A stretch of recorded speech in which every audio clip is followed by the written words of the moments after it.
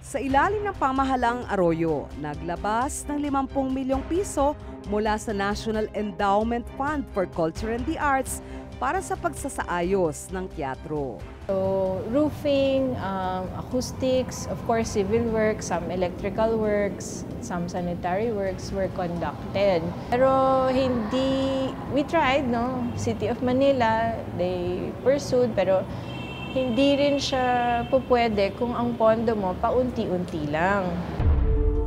Hunyo 2010 ang idineklarang National Cultural Treasure, ang Met.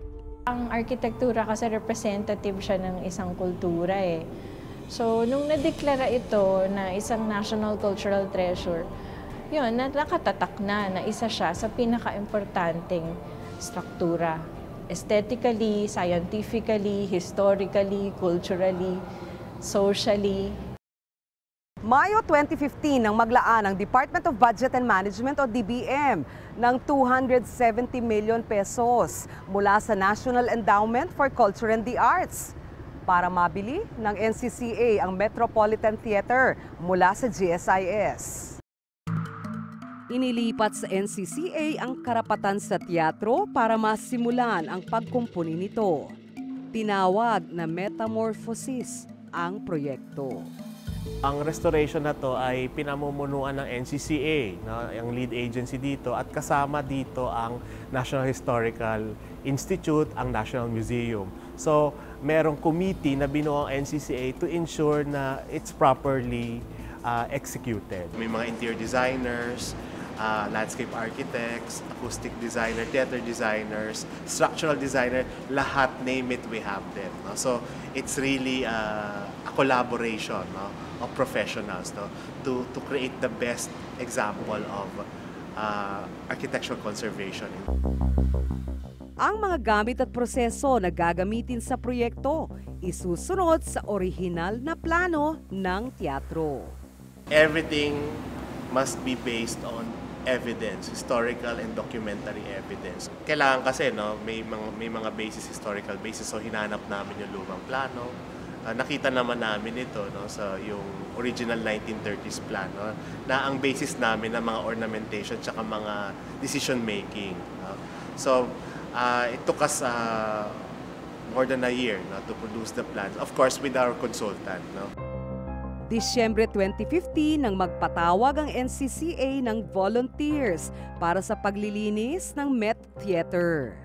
We asked for 50 volunteers, no? And amazingly, no, tuwan-tuwa kami kasi nag-shutdown yung aming website, no? Nakakuha kami ng 20,000 requests, no, for just that event. So instead na yung one-time, big-time na cleanup drive, naging ano siya, every 2 weeks, no? Kung tutuusin, mas murang maglinis, no, to have a contractor to clean everything. Pero hindi yun sulit, no? Kasi gusto natin bigyan ng opportunity yung the greater public, no, to see yung deterioration, no? It's a narrative of hope, no, na may pag-asa pala ang building na ito na pinabayaan sa tulong ng taong bayan, unti-unti siya magra-rise. Makabagong teknolohiya ang gamit ng mga eksperto sa pag-aaral kung paano aayusin ang gusali. Naging kalaban ng Metropolitan Theater ang tubig, no? So bumubulwak yung tubig dito, at saka pag umuulan, no, pumapasok ang tubig. So iba plaster, halimbawa yung ceiling nito made of plaster. So pag nabasa yun, para siyang chalk, nagdi-disintegrate. So isa yun sa mga yung mga kahoy na bubulok, no? So isa yun sa mga kalaban. Ang isa pang kalaban yung informal settler, no? So, kung saan-saan sila dumudumi, natutulog. Pagdating namin dito, ninakaw na yung mga wire. Wala nang mga wire, etc.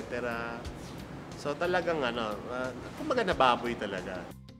Pebrero nitong taon, nagsimula ang pagkumpuni sa teatro. Ito yung orchestra pit natin. Ngayon, nilalaliman siya para mas maging akma sa standards of theater. Pero nakita natin nung hinukay siya, may bumubulwak na tubig. So, with new technologies, i-arrest natin yung water water penetration from below. Yung scaffolding natin ay inirect so that we can go up, no, to look at the defects, no. Tapos there are artworks, no, that wala masyadong kailangan gawin kasi they are intact. So tapos meron tayong nakitang 1930s na relief, bas relief, representing poetry, tragedy, comedy, and music. No? Pinag-aaralan din ang kulay para matiyak na nakasunod sa orihinal na teatro ang trabaho nila. So makita natin yung walls, it's a unique type of finishing. No? So ito yung tinatawag nating anti-finish. So underneath may mga color yan. So we'll study kung ano ba talagang original color na to. So we surmise that hindi ito yung original color na to. So we will study deeper. Pero it's more off-white or earth tone yung yung original color based on archival material. This is the bananas and the mango ceiling relief. So originally they were made of plaster, but in the 1970s deteriorated na siya, so pinalitan siya ng fiberglass. So we are now studying, no, the colors, no. So if you look at here, may iba't ibang rendering ng ano ba, pipinturahan ba o hindi pipinturahan. So nagte-testing muna kami ng portion bago i-execute on a large scale. Wala raw magbabago sa disenyo ng main theater. Lobby